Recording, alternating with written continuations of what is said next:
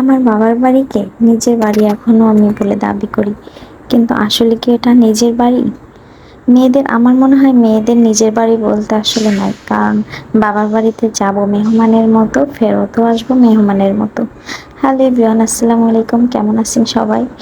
টানা প্রায় 1 মাস যাবত আমি বাবার বাড়িতে আছি। তো এখন আবার গাটিগুটা গুছাইতেছি, ব্যাগটা গুছাইতেছি। আমাকে আবার চলে যেতে হবে, ঢাকা ব্যাক করতে হবে। তো এই জন্য প্রচণ্ড মন খারাপ, কারণ এতদিন বাবার বাড়িতে থাকছি, অনেক খারাপ লাগতেছিল। তারপরে এই রাতটা যে কিভাবে পার হয়ে গেল বুঝতেই পারলাম না। সকালের ওয়েদারটা খুব মিস করব, এই জন্য ভিডিওটা একটু নিয়ে নিলাম। কারণ প্রতিদিন সকালে ঘুম থেকে উঠে অনেক ভালো লাগে। আর এই তো আমি স্টেশনে, বাস স্ট্যান্ডে চলে আসলাম। এসে 1 কাপ চা খেয়ে নিলাম। মাথাটা প্রচণ্ড ধরছিল, আর অনেক খারাপ লাগতেছিল যে আসলে এটা মানে যদিও 1 মাস টানা থাকছি, এমনিতে খারাপ লাগারই কথা, তারপরেও অনেক কিছুই মাথায় আসতেছিল যে আসলে মেয়েদের কোনো বাড়ি হয় না, আমার মনে হইতেছিল। তারপরে আমরা ফেরিঘাটে চলে আসছি। তো এখানে একটু ঝালমুড়ি, ফেরিঘাটে আসলে আমার একটু ঝালমুড়ি না খাইলে ভালো লাগে না, যদিও মন তেমন একটা ভালো না, কি করব, তারপর খেতে তো হবে, ক্ষুধা লাগছিল অনেক। তারপরে আমরা প্রায় ঢাকার মধ্যেই চলে আসছি। কিছুই কেমন যেন লাগতেছে সবকিছু, আমার তো ভালো লাগতেইছে না, আমি জানি আমার মেয়েরও ভালো লাগবে না বেশি একটা। তারপরে আমরা ঢাকার মধ্যে ফিরে আমি তো বাসায় চলে আসছি, একটা এসে ফ্রেশ ঘুম দিছি। ঘুম থেকে উঠেই আরো যেন কেমন লাগতেছে সবকিছু, কারণ বাড়িতে থাকলে সবকিছু সবাই অনেক মানুষের মধ্যে থাকছে, অনেক ভালো লাগছে। আর আজকে এই বাসার মধ্যে একা একা, যদিও হাজব্যান্ড সাথে আছে ঠিক আছে, তারপরও কেমন যেন লাগতেছে, অনেক খারাপ লাগতেছিল, কি করব মাথায় আসতেছিল না। আর বাবার বাড়িতে যেমন খুশি মনে ব্যাগ গুছাই, কিন্তু যখন যাওয়ার আগে আর কি, আর যখন আসবো তখন ব্যাগ গুছাইতে না একদম ভাল লাগে না।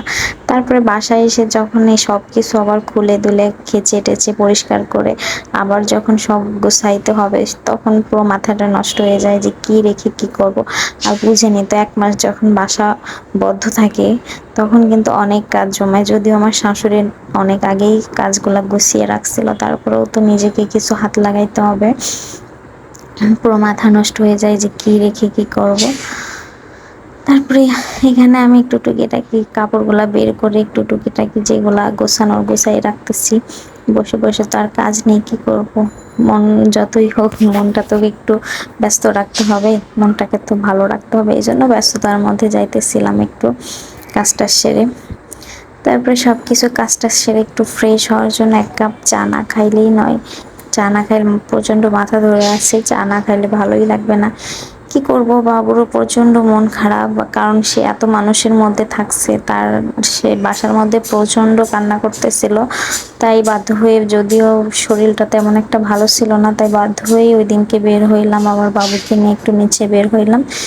আর নিচে বের হওয়ার সাথে সাথে ও এত খুশি হইলো, কারণ খোলামেলা জায়গায় থাকছে, এখন এই বাসার মধ্যে আটকা জায়গা ও থাকতেই চাইতেছে না। কিভাবে যে রাখবো, যদিও কয়েকটা দিন কষ্ট হবে, তারপরে আস্তে আস্তে ঠিক হয়ে যাবে।